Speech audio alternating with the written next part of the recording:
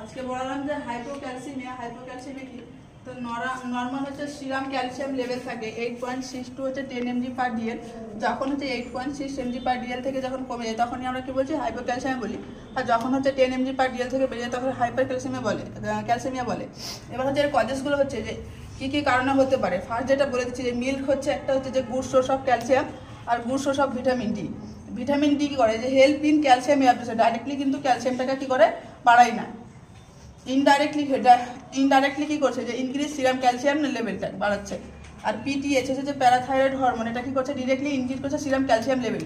এবার হচ্ছে কী কী কারণে হতে পারে হাইপোক্যালসিমিয়া, সেগুলো হচ্ছে যে inadequate intake of calcium, lactose intolerance, malabsorption of syndrome, coeliac disease, Crohn's disease, inadequate intake of vitamin D, ESRD in stage of renal ডিজিজের ক্ষেত্রে হয়।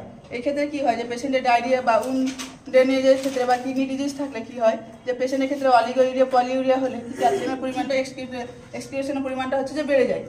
Removal of parathyroid gland, acute pancreatitis, সেক্ষেত্রে কী হয় এগুলো কদের জন্য হচ্ছে যে হাইপোক্যালসিমিয়া হয়। দেন হচ্ছে সাইন সিনড্রোমগুলোর মধ্যে হচ্ছে যে ইনক্রিজ জিআই মডিলিটি, ডায়রিয়া হবে পেশেন্টের ক্ষেত্রে, পজিটিভ চোভিস্টিক সাইন দেখা যাবে।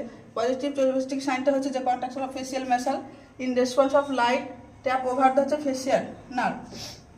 দেন হচ্ছে পজিটিভ ট্রানজিশন সাইন হচ্ছে, তবে ইনক্রিজ হচ্ছে হার্ট রেট, হাইপোটেনশন, দেন হচ্ছে ডিক্রিজ হচ্ছে পেরিফেরাল পালস, এগুলো হচ্ছে সাইন সিমটম দেখা যায় পেশেন্টের ক্ষেত্রে। দেন হচ্ছে ট্রিটমেন্টের ক্ষেত্রে হচ্ছে যে ক্যালসিয়াম সাপ্লিমেন্ট দিতে হবে ওরাল রুটে। আর যদি আইভি দিই তাহলে আমাদের কী খেতে হবে যে 10% ক্যালসিয়াম গ্লুকোনেট 10 মিনিট ধরে 10 ml হচ্ছে ডাইলিউট করে হচ্ছে যে দিতে হবে।